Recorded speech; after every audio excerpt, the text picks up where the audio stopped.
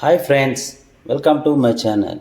నగరమంతా నవరాత్రుల వేడుకతో కలకల ఆడుతుంది. రేషవానిపాలెంలో భారీగా ఏర్పాటు చేసిన ఒక మండపం నమూనా, దేవాలయం నమూనాను చాలామంది భక్తులు ఎంతో ఆసక్తిగా తిలకిస్తూ ఉన్నారు. ఈ నవరాత్రి సందర్భంగా ఏర్పాటు చేసిన ఒక మండపంలో దేవి నవరాత్రులకు దేవాలయం నమూనాగా ఏర్పాటు చేయడం జరిగింది.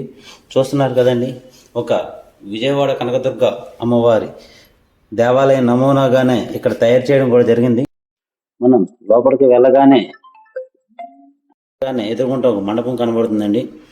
ఓం అని రాసి ఆ పక్క నుంచి వెళ్ళగానే లోపలనంత పెద్ద మండపం, ఒక దేవాలయంలో ఉన్నాము అనే విధంగా చుట్టుపక్కల గోడలన్నీ కూడా ఎంతో శిల్పాలు చెక్కినట్టుగా ఉండే విధంగా ఏర్పాటు చేయడం జరిగిందండి. చూస్తున్నారు కదా ఎంత బాగుందో హాలు.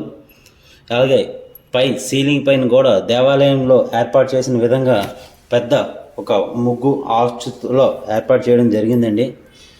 అలాగే అమ్మవారిని ఎంతో అందంగా కనబడుతున్న అమ్మవారిలాగే కనబడుతుందండి. చూస్తున్నారు కదా ఎంత బాగుందో.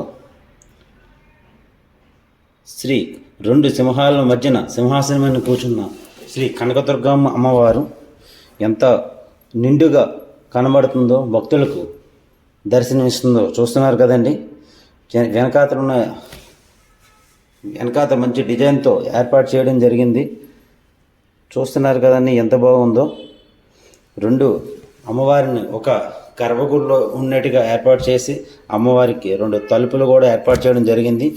ఆ తలుపుల్లో వెనక అమ్మవారు ఎంతో అందంగా కనబడుతున్నారు. చూడండి ఎంత బాగుందో. నిండుగా ఉండే ఒక కిరీటం. అమ్మవారిని చూస్తే రెండు కళ్ళు కూడా చాలటం లేదు.